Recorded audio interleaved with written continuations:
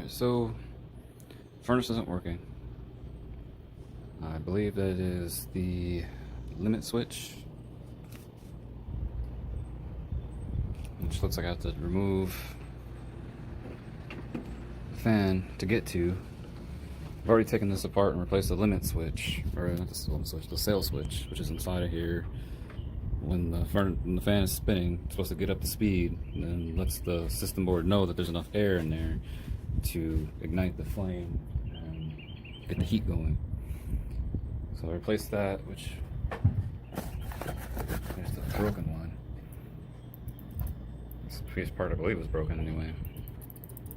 So I'm gonna take out these screws, gain access to here so I can remove this and hopefully not break it more than so than it already is.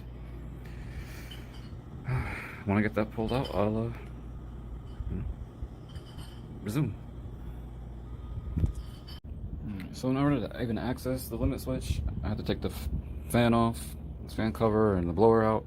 So I decided to show you this is the limit switch I just replaced, or this sail switch I just replaced, sorry. And there's two screws here, just take those out, and the two connectors slide right on. Went in really easily. I'm just gonna throw this over here. So it looks like I'm gonna have to take out this screw here in order to remove the motor to get to the limit switch screw down there.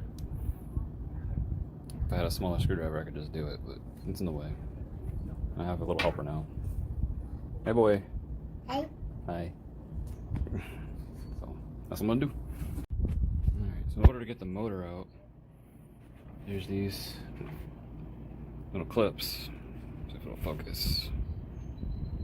A little red clip that goes around the shaft of the motor here, holds it into place in there. So I had to take that out on both sides in order to get the fan out and remove the motor so I can have access to the limit switch.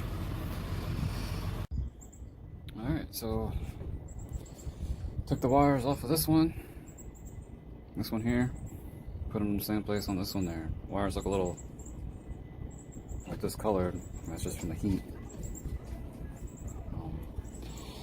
Had to take out the whole fan assembly, the back casing, just to be able to get the right angle on the screw. Then I had to wind up using the socket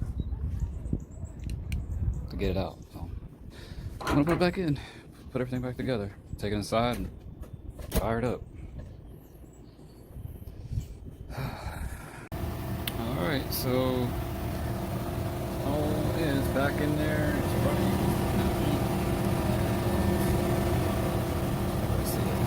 The cables are all connected, wires are all connected, the ducting's all connected.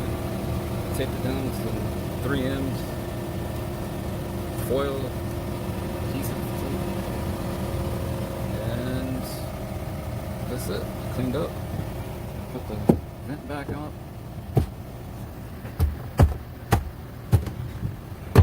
It's good to go. So next winter we'll be nice and toasty.